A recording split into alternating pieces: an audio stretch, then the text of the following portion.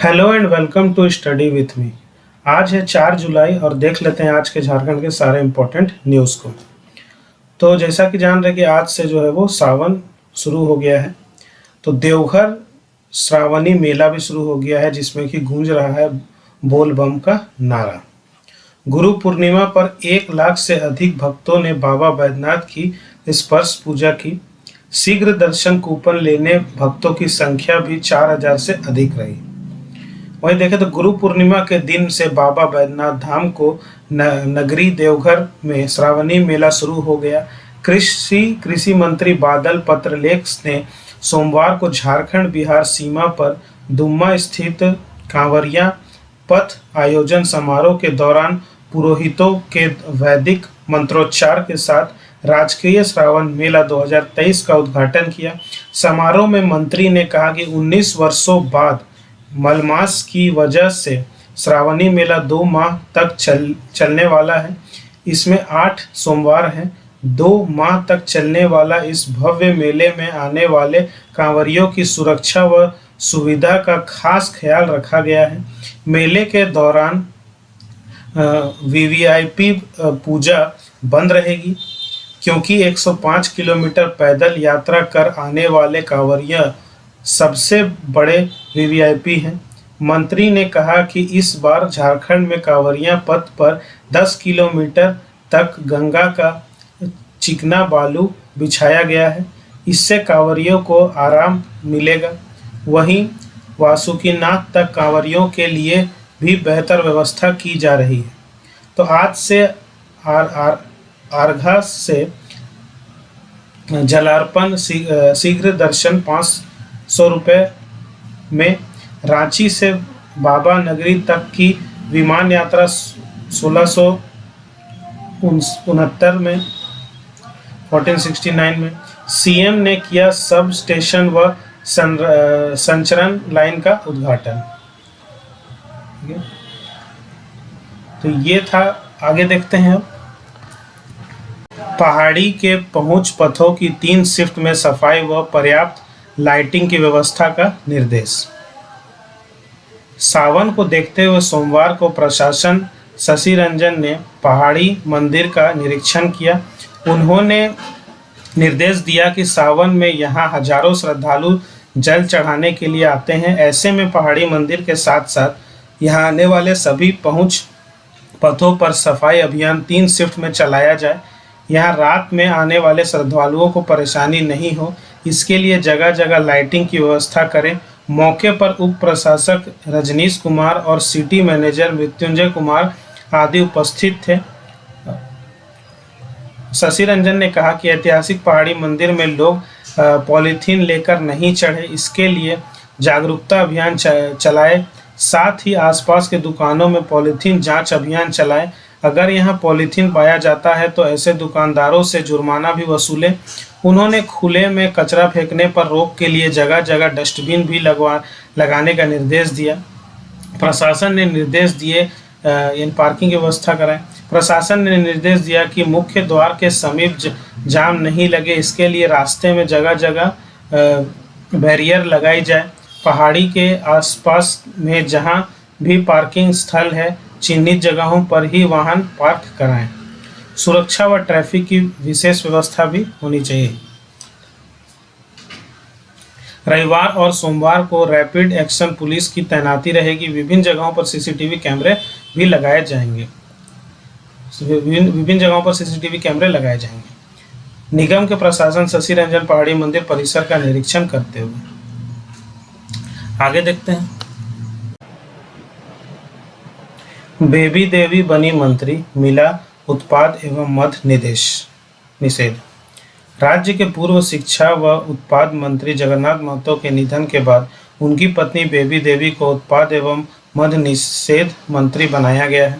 उन्होंने विभागीय मंत्री के रूप में योगदान भी कर लिया। सोमवार को राज्यपाल सीपी राधाकृष्णन ने बेबी देवी को राजभवन के दरबार हॉल में पद व गोपनीयता की शपथ दिलाई। इस दौरान बेबी देवी हिंदी के कुछ शब्दों पर अटकी भी।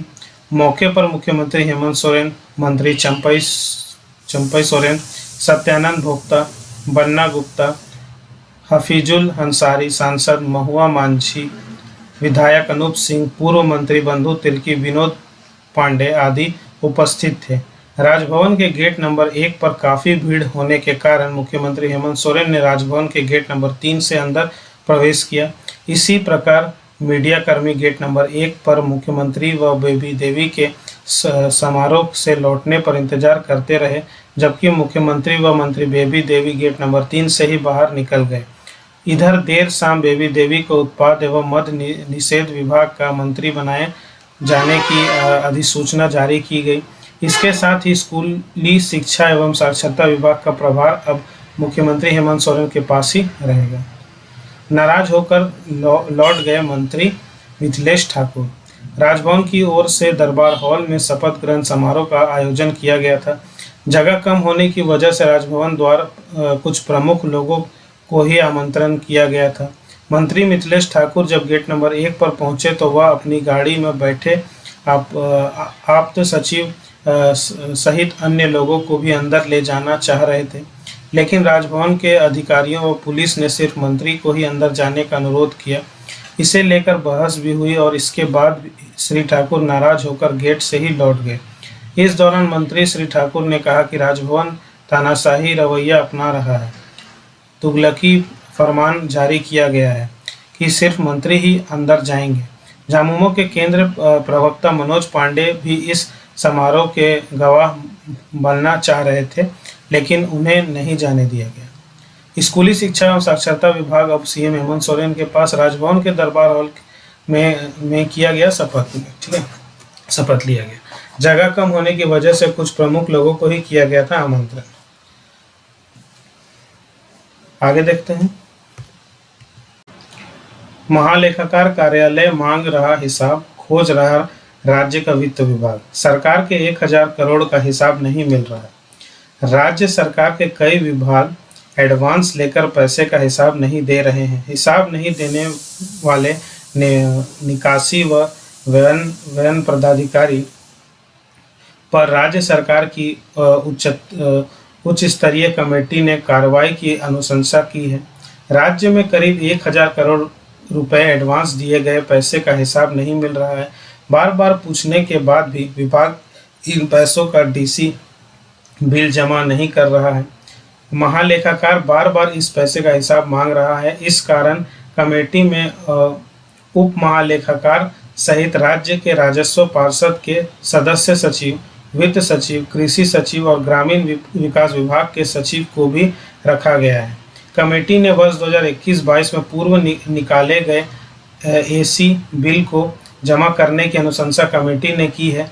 कहा है कि इसमें तत्काल समुचित मद में जमा करने का निर्देश विभागों को दिया जाए। जो खर्च हो चुके हैं उसका डीसी बिल का समायोजन किया जाए। कमेटी ने अनुशंसा की है कि वित्त विभाग इसकी साप्ताहिक समीक्षा करे, जुलाई तक इसे हर हाल में पूरा करा ले। जो विभाग या अधिकारी इसमें लापरवाही बरत रहे हैं उन पर सख्त कार्रवाई की जाए।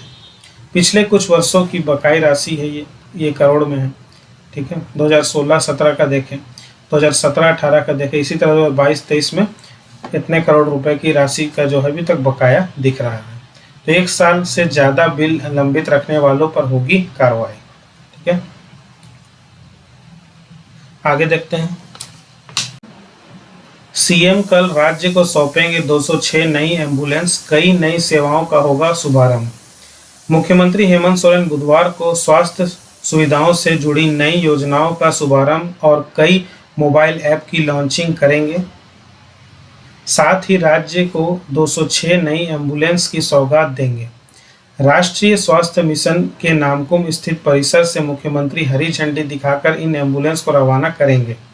अत्याधुनिक सुविधाओं से लैस इस नई एम्बुलेंस की खरीद करीब साल भर पहले ही हो चुकी है। तब से अब तक ये स्वास्थ्य विभाग के मुख्यालय में खड़ी थी। इन नई एम्बुलेंस का उपयोग जल्द शुरू करने की मांग बजट सत्र के दौरान विधानसभा में भी उठाई गई थी। नई एम्बुलेंस में बेसिक लाइफ सपोर्ट सिस्टम और एडवांस लाइफ सपोर्ट सिस्टम तो है ही, पहली बार नियोनेटल एम्बुलेंस भी स्वास्थ्य विभाग को दी जा रही है। रांची सहित सभी जिलों के स्वास्थ्य विभाग के बड़े बेड़े में शामिल की जाने वाली इन एम्बुलेंस में आपातकालीन उपकरणों के साथ दक्ष पारामेडिकल स्टाफ तैनात होंगे। झारखंड में वर्ष 2017 में डायल 108 के तहत निःशुल्क एम्बुलेंस सेवा संचालित की जा रही है। इसके तहत 287 बेसिक लाइफ सपोर्ट सिस्टम जबकि 50 एडवांस लाइफ सपोर्ट सिस्टम से लैस एम्बुलेंस सेवा दे रही है। सेवा की शुरुआत से अब तक राज्य भर में 1,48,383 दुर्घटना में घायल लोगों को जबकि 8.46 लाख सामान्य मरीजों को अस्पताल तक पहुंचाया गया है। इन सेवाओं का होगा शुभारंभ, जैसे कि 206 नई एम्बुलेंस का संचालन सह उद्घाटन, राज्य के विभिन्न जिलों में ब्लड स्टोरेज केंद्र का उद्घाटन, 38 नव नियुक्त दंत चिकित्सकों को नियुक्ति पत्र का वितरण, नगर मल मोदी सेवा सदन में रीजनल ब्लड ट्रांसमिशन सेंटर का उद्घाटन, 5 MMU का संचालन व अन्य चिकित्सा सुविधाओं के संबंध में स्माइल फाउंडेशन के साथ MOU। ये ऐप होंगे लॉन्च। ममता वाहन ऐप, आयुष्मान ऐप, मुख्यमंत्री गंभीर बीमा योजना ऐप।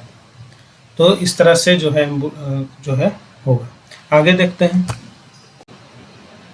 CM 6 को ग्रामीण रोजगार गारंटी परिषद की करेंगे बैठक।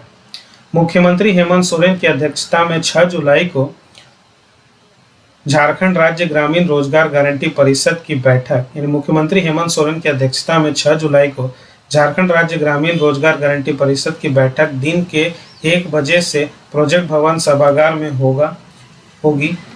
बैठक में राज्य के ग्रामीण विकास मंत्री 1 बजे से प्रोजेक्ट भवन सभागार में होगी। बैठक में राज्य के ग्रामीण विकास मंत्री, जल संसाधन मंत्री, कृषि मंत्री, मुख्य सचिव और विकास आयुक्त सहित कई विभागों के सचिव व सभी प्रमंडल के आयुक्त शामिल होंगे। यह बैठक लंबे समय से नहीं हुई थी। पिछली बार भी बैठक की तिथि रखी गई थी लेकिन उसे स्थगित करना पड़ा था। बैठक के लिए कई एजेंडा तैयार किए गए हैं। इसके तहत पिछली बैठक में लिए गए निर्णय और उसके अनुपालन की समीक्षा की जाएगी। मनरेगा की योजनाओं की समीक्षा एवं उपलब्धियों पर चर्चा होगी। सोशल ऑडिट यूनिट की स्वतंत्र इकाई के रूप में गठन और सोशल ऑडिट में मिली वित्तीय अनियमितता एवं कार्रवाई की स्थिति की भी समीक्षा मुख्यमंत्री करेंगे। सोशल ऑडिट के वार्षिक अंकेक्षण प्रतिवेदन का अनुमोदन व आगामी विधानसभा सत्र में प्रस्तुति पर बातें होंगी। अंकेक्षण में वित्तीय अनियमितता व कार्रवाई की स्थिति देखी जाएगी। लोकपाल की नियुक्ति और उनके कार्यपालों पर भी चर्चा होगी।